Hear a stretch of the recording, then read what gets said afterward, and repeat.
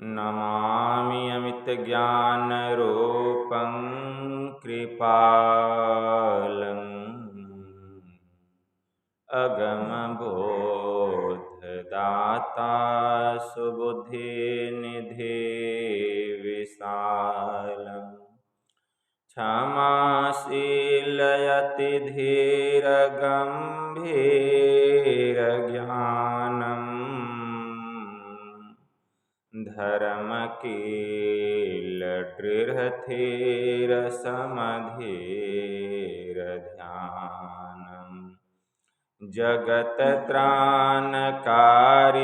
अघारी उदारम् भगतप्राणरूपं दयागुणपारम् नमो सद्गुरुमज्ञानदाता सुस्वामी नमामि नमामि नमामि नमामि नमामि नमामि नमामि नमामि। महाराज सद्गुरु है राजन को राजा है जिनकी कृपा से सरय सर्व काजा भने में ही सोई परम गुरु नमामि नमामि नमामि नमामि नमामि नमामि नमामि नमामि।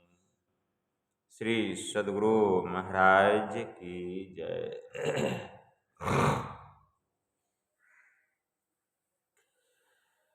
अव्यक्त रूप में प्रातः स्मरणीय अनंत श्री परम विभूषित परमाराध्य संत सद्गुरु महाराज के पावन कमल चरणों में बारंबार नमन। आदरणीय सत्संग प्रेमी गुरुजनों, भक्तिमती माताओं एवं धर्मशिला बहनों, यह संत मत का प्रातः वेला का सत्संग है जिसमें हम लोग अपनी अपनी उपस्थिति दर्ज कर रहे हैं। इस संत मत सत्संग के द्वारा ज्ञान योग युक्त एकमात्र ईश्वर भक्ति का संदेश दिया जाता है, उपदेश दिया जाता है। प्रत्येक प्राणी मात्र को बोध कराया जाता है कि ज्ञान क्या है, योग क्या है, भक्ति क्या है, जीव क्या है, माया क्या है, ब्रह्म क्या है। इन सभी रहस्यमयी बातों का ज्ञान सत्संग के माध्यम से यह जो जीव अबोध बना हुआ है, सत्संग श्रवण करते करते एक दिन वह सुबोध और परम ज्ञानी हो जाता है। गोस्वामी जी ने लिखा, सठ सुधरहि सत्संगति पाई, अपारस परसी कुधातु सुहाई। कुधातु किसको कहा गया? कुधातु लोहा को कहा गया। अगर पारस मणि लोहा में सटा दिया जाए तो लोहा क्या बन जाएगा? सोना बन जाएगा। पारस मणि को अगर लोहा में सटा दिया जाए तो लोहा सोना बन जाएगा। उसी प्रकार जो लोग सत्संग श्रवण करेंगे, सत्संग सुनते सुनते मूर्ख से मूर्ख महामूर्ख व्यक्ति क्यों न हो, वह सत्संग सुनते सुनते एक दिन विद्वान परम ज्ञानी बन जाएगा। सत्संग सुनते सुनते इसलिए सत्संग सुनना चाहिए। श्री जवाल दर्शनोपनिषद में एक मंत्र आया, ज्ञान शौचम परित्यज्य बाह्ये यो रमते नरः स मूढ़ कांचनम त्यक्त्वा लोष्ठम गृह्णाति सुब्रत। मतलब जो मूर्ख ज्ञान शौच को छोड़कर बाहरी शौच में पड़ा रहता है, ज्ञान शौचम परित्यज्य बाह्ये यो रमते नरः, मतलब जो मूर्ख सठ ज्ञान शौच को छोड़कर बाहरी शौच में पड़ा रहता है, स मूढ़ कांचनम त्यक्त्वा लोष्ठम गृह्णाति सुब्रत, वह कंचन अर्थात सोने को छोड़ करके मिट्टी का ढेला हाथ में लेता है। तो हमें समझना पड़ेगा कि ज्ञान शौच किसको कहा गया है। तो ज्ञान कहाँ होता है? ज्ञान होता है सत्संग में। ज्ञान कहाँ होता है? सत्संग में ना।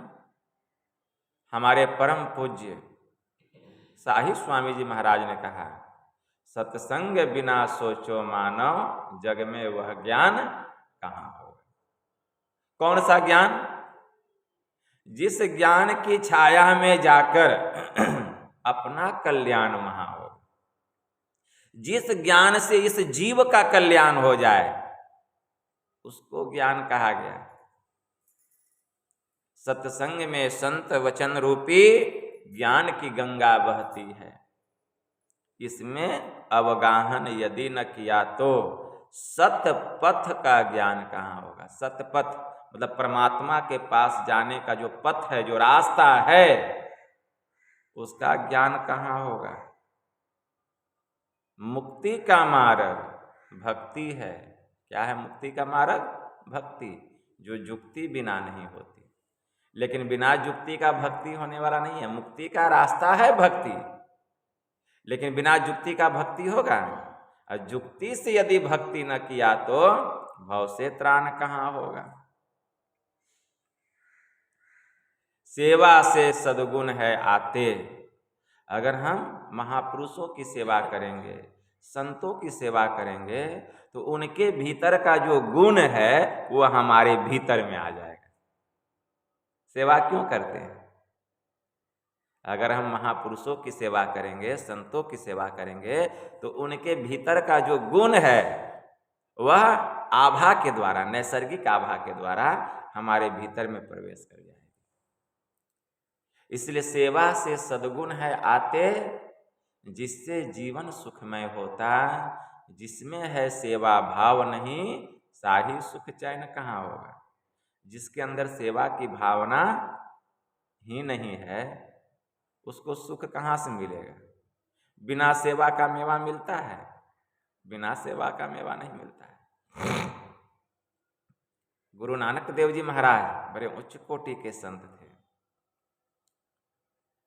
उनके दो पुत्र थे, लक्ष्मी चंद जी महाराज और श्री चंद्रदास जी महाराज। लक्ष्मी चंद जी गृहस्थ थे और चंद्रदास जी विरक्त थे। और इनकी माता का नाम क्या था? गुरु नानक देव जी महाराज की माता का नाम था तृप्ता। तृप्ता नाम था। और इनकी स्त्री का क्या नाम था? सुलक्षणी। गुरु नानक देव जी महाराज की स्त्री का नाम सुलक्षणी था। और इनकी एक बहन थी, उसका नाम था नानकी। गुरु माता जो थी और इनकी जो बहन थी, गुरु नानक देव जी महाराज के पास 2-3 बार प्रस्ताव लेकर के आ चुकी थी कि आप अपने बाद दोनों बेटा में से किसी एक बेटा को गुरु गद्दी का उत्तराधिकारी बना दीजिएगा। ये प्रस्ताव लेकर के आई थी गुरु माता। और नानकी, गुरु नानक देव जी महाराज कुछ नहीं बोले, केवल सुन लिए और इनके सेवा में रहते थे। एकदम भोला भाला, सीधा साधा, एकदम सरल हृदय का। अंगूठा छाप, एक अक्षर भी पढ़ा लिखा नहीं। और कैसे लिखा जाता है यह भी ज्ञान उसको नहीं था। उसका नाम था लहना। क्या नाम था? लहना।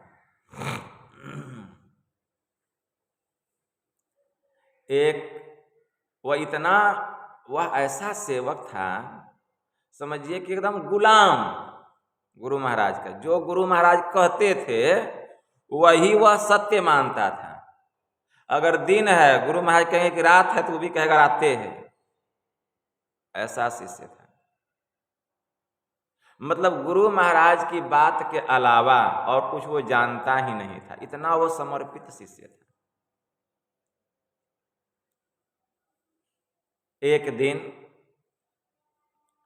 ठंड का मौसम था, शरद ऋतु का मौसम था, एकदम काफी ठंड पड़ रही थी, कुहासा गिर रहा था।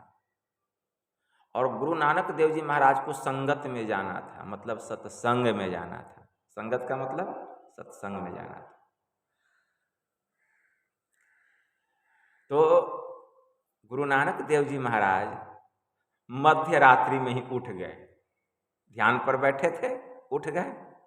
और उनके पास में एक भी कपड़ा जो था वह साफ सुथरा नहीं था, संगत में जाना है। गुरु नानक देव जी महाराज अपने दोनों पुत्रों को कहते हैं कि देखो, कल हमें संगत में जाना है, जाओ तुम लोग नदी के किनारे मेरे अधिक नहीं तो कम से कम 2 वस्त्र बढ़िया से साफ सुथरा करके लेते आओ।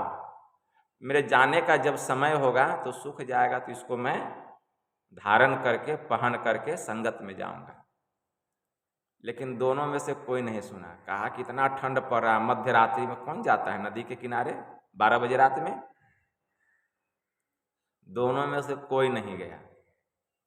बस लहना जो था वह उठा और गुरु महाराज का 2 कपड़ा कौन का, जितना कपड़ा था सबका गठरी बांध लिया, सबका गठरी बांध लिया जितना कपड़ा था, और ले करके गया रात में। और जितना कपड़ा था सब कपड़ा को धोया नदी में, धो करके उसको पसार दिया हरी हरी घास पर, और बैठ करके उसकी जोगवारी करने लगा कि कपड़ा इधर उधर उड़े नहीं। हवा चल रहा था, ठंड का मौसम था, एकदम कुकुरता हुआ। वह गुरु महाराज का जितना वस्त्र था धो करके रात में ही सुखा करके और सब वस्त्र समेट करके ले करके आया। एक दूसरे दिन की और बात है, गुरु नानक देव जी महाराज जिस कुटिया में रहते थे तो मिट्टी का दीवाल था, मिट्टी का दीवाल था, सामने से दरवाजा था। उनके दोनों पुत्र बैठे हुए थे, लहना भी वहां था। बहुत जोरों की मूसलाधार वर्षा होने लग गई। इतनी वर्षा कि मिट्टी का दीवार गल गया पानी से, ठीक है ना, टूट गया। और पानी जो था वह भीतर आने लग गया। गुरु नानक देव जी महाराज अपने दोनों पुत्रों को कहते, देखो यह मेढ़ टूट गया है, यह दीवार टूट गया है, इसको तुम लोग मिट्टी इस पर रख दो, ठीक है ना, नहीं तो बहुत पानी आएगा, भीतर में बहुत पानी हो जाएगा। दोनों में से कोई नहीं सुना। वर्षा में भीग कर कौन काम करेगा? बस लहना जो था उठा और कोदार लिया, और जितना मिट्टी था नीचे गिर रहा था सबको उठा उठा करके चांपते गया उसी दीवार पर। जितना बार चांपे पानी से गिर जाए, मूसलाधार वर्षा, जितना बार मिट्टी रखे फिर दीवार गिर जाए। मतलब गिरते रह गया दीवार, लहना चापते रह गया, वर्षा होते रह गई, लेकिन वह पानी को भीतर कुटिया में जाने नहीं दिया। और जब वर्षा समाप्त हो गया तब लहना बहुत बढ़िया से वह दीवार जैसा था फिर उसी तरह खड़ा कर दिया। देखिए, और वहां पर गुरु माता भी थी, नानकी भी थी। ये सब दृश्य को देखिए। 2 बात हो गया, गुरु गद्दी का उत्तराधिकारी बनना है, क्या सबके बस की बात है? एक बार गुरु नानक देव जी महाराज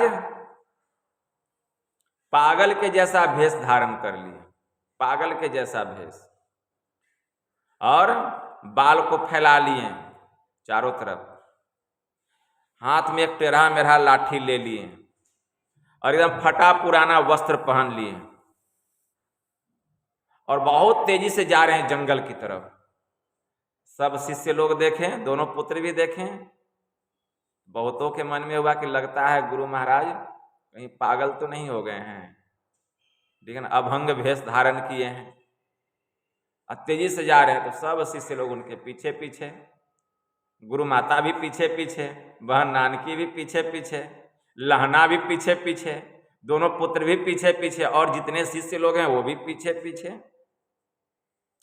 गुरु नानक देव जी महाराज एक जंगल में गए और चादर ओढ़े हुए थे, और चादर को क्या किया, जंगल के बीच में खाली स्थान था, ठीक है ना, वहीं पर फैला दिया और कहा कि देखो मुर्दे को मैंने चादर से ढक दिया है, मुर्दा को मैंने चादर से ढक दिया है, इस चादर के भीतर में मुर्दा है, जो मेरे पास आना चाहता है उसको पहले इस मुर्दा को खाना पड़ेगा, वही मेरे पास आ सकता है। तो कौन जाएगा, कौन मुर्दा खाएगा? वहां चादर फैला करके रखे हैं, इधर गुरु नानक देव जी महाराज खड़े हैं और शिष्य लोग उस तरफ हैं। तो पहले जो मुर्दा खाएगा वही मेरे पास आएगा। कोई नहीं गया, कौन मुर्दा खाएगा? लेकिन लहना मन में सोचता है जब गुरु महाराज की यही आज्ञा है तो खाने में क्या लगा है, जब गुरु महाराज की आज्ञा है तो बस लहना गया, आगे बढ़ा और चारों तरफ घूमने लगा, चादर के चारों तरफ घूम रहा है। तो गुरु नानक देव जी महाराज कहते, अरे तू चक्कर क्या लगा रहा है, घुर्नी की तरफ घूम रहा है? तो गुरुदेव इंतजार कर रहा हूं आपके आदेश का कि इस मुर्दा को किधर से खाऊं, आपके आदेश का इंतजार कर रहा हूं कि इस मुर्दा को किधर से खाऊं। तो गुरु नानक देव जी महाराज कहते हैं, अरे यह तो मुर्दा है, जिधर से मन करता है उधर से खाओ। बस लहना जो था चादर को उठाया, और जैसे ही चादर को उठाया शुद्ध घी से तैयार किया हुआ एक बड़ा सा कढ़ाई के भीतर में हलवा रखा हुआ था, और वह एकदम उस हलवा को खाने लग गया, ठीक है ना। बस गुरु महाराज अपने ज्ञान से लहना को ज्ञानी बना दिए, ऐसा आशीर्वाद दिए, और उसी को लेकर के गए और अपने जगह पर उसको अपना उत्तराधिकारी बना दिए, और उसी का नाम पड़ा गुरु अंगद देव जी महाराज। सिख धर्म के दूसरे गुरु गुरु अंगद देव जी, वही लहना हुआ। तो गुरु जो होते हैं अपने शिष्य को अपने जैसा समर्थवान बना देते हैं, जो उनकी सेवा करता है। तो कैसे? सेवा से न मेवा मिलता है। तो सेवा किया लहना गुरु महाराज का, तब ना उसको वह फल मिला है, ठीक है ना। तो सेवक ऐसा होना चाहिए, ठीक है ना, जो कि गुरु महाराज के संपूर्ण ज्ञान को प्राप्त करे। इसलिए सेवा से सद्गुण है आते, जिससे जीवन सुखमय होता, और जिसमें है सेवा भाव नहीं, साही सुख चैन कहाँ होगा।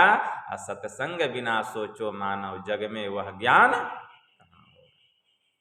इसीलिए सत्संग में सब ज्ञान प्राप्त हो जाता है। इसीलिए हम लोग नित्य प्रतिदिन सत्संग करें, नित्य प्रतिदिन ध्यान करें, और बड़े बुजुर्गों की सेवा करें।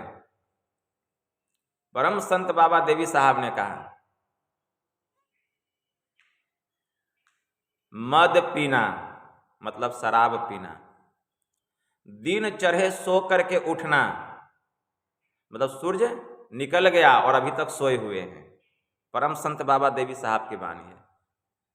मदिरा का पान करना, दिन चढ़े सो करके उठना, बड़ों का सम्मान और छोटे का संभाल न करना, ये मनुष्य के सर्वनाश के लक्षण हैं। इसलिए हमें बड़ों का सम्मान करना चाहिए, कोई भी बुजुर्ग हो उसका सम्मान करना चाहिए।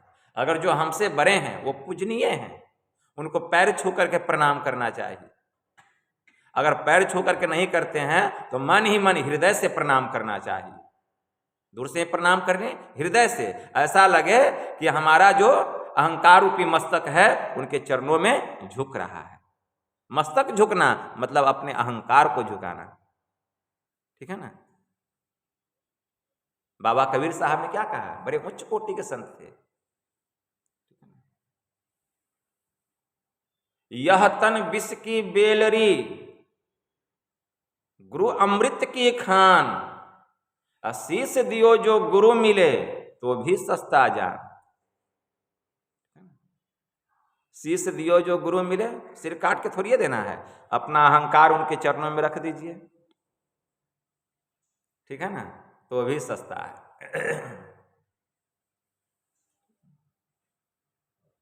इसलिए बड़ों का सम्मान करना चाहिए, बड़े बुजुर्ग का सम्मान करना चाहिए, छोटे का संभाल करना चाहिए, ठीक है ना। मतलब उसको शिक्षा देना चाहिए कि कैसे सही रास्ता पर चला जाता है। संभाल करना, अगर वह गलत रास्ते में पड़ा हुआ है उसको सही रास्ते में लाने के लिए हिदायत देनी चाहिए, ठीक है ना। उसको संभाल करके रखना चाहिए, संभाल करना चाहिए, उसका कुछ उसको सिखाना चाहिए, बताना चाहिए, समझाना चाहिए, ठीक है ना, कि वह उस आचरण में ढल जाए। तो जब तक सिखाएंगे नहीं वो सीखेगा कैसे। एक पशु पक्षी को हम कुछ सिखाते हैं तो वह सीख जाता है, तो क्या इंसान नहीं सीखेगा, ठीक है ना। इसलिए बड़ों का सम्मान करना और छोटे का संभाल करना चाहिए। तो ज्ञान की बात बहुत है, लेकिन यही थोड़ा सा आप लोगों की सेवा में मैंने कहा। बोलिए प्रेम से श्री सद्गुरु महाराज की जय।